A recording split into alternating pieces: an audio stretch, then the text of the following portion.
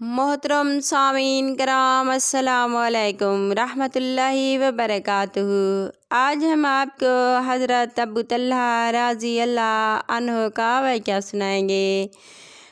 اگر آپ نے ہمارے چینل کو سبسکرائب نہیں کیا تو سبسکرائب کر لیں اور ساتھ لگے گھنٹی کے بٹن کو دبا دیں تاکہ ہر نئی آنے والی ویڈیو کی نوٹیفیکیشن آپ کو مل سکیں، اور ویڈیو کو لائک کر دیں۔ یہ آپ لوگوں کا پیار ہوتا ہے، محبت ہوتی ہے۔ حضرت ابو طلحہ رضی اللہ عنہ ایک مرتبہ اپنے باغ میں نماز پڑھ رہے تھے۔ ایک پرندہ اڑا اور چونکہ باغ گنجان تھا اس لیے اس کو جلدی سے باہر جانے کا راستہ نہ ملا۔ کبھی اس طرف کبھی اس طرف اڑتا رہا اور نکلنے کا راستہ ڈھونڈتا رہا۔ ان کی نگاہ اس پر پڑی اور اس منظر کی وجہ سے ادھر خیال لگ گیا اور نگاہ اس پرندے کے ساتھ پھرتی رہی۔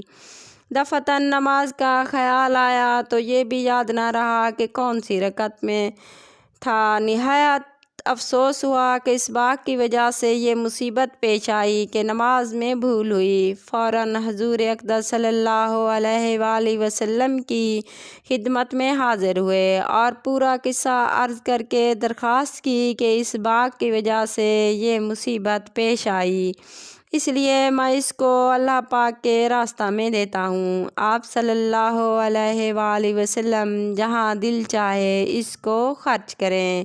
اس طرح ایک اور قصہ میں حضرت عثمان رضی اللہ عنہ کے زمانہ خلافت میں پیش آیا کہ ایک انصاری اپنے باغ میں نماز پڑھ رہے تھے۔ کھجوریں پکنے کا زمانہ شباب پر تھا اور خوشے کھجوروں کے بوجھ اور کثرت کی وجہ سے جھکے پڑے تھے۔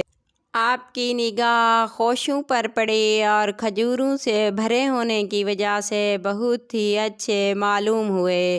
خیال ادھر لگ گیا، جس کی وجہ سے یہ بھی یاد نہ رہا کہ کس رکعت میں تھے۔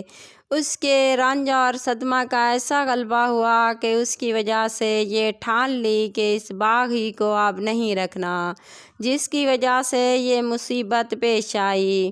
حضرت عثمان رضی اللہ عنہ کی خدمت میں حاضر ہوئے اور آ کر عرض کیا کہ یہ اللہ کے راستے میں خرچ کرنا چاہتا ہوں، اس کو جو چاہے کیجیے۔ انہوں نے اس باغ کو 50,000 میں فروخت کر کے اس کی قیمت دینی کاموں میں خرچ فرما دی۔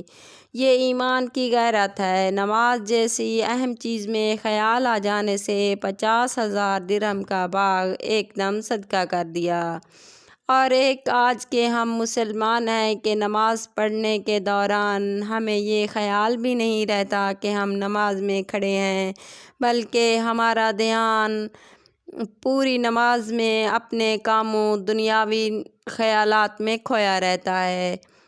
اسی لیے ہمیں بھی چاہیے کہ نماز کی قدر کریں اور اپنی آخرت کی فکر کریں۔ اللہ پاک ہم سب کو ہدایت دے، نیک بنائے، راہ راست پر چلنے کی توفیق نصیب فرمائے، آمین۔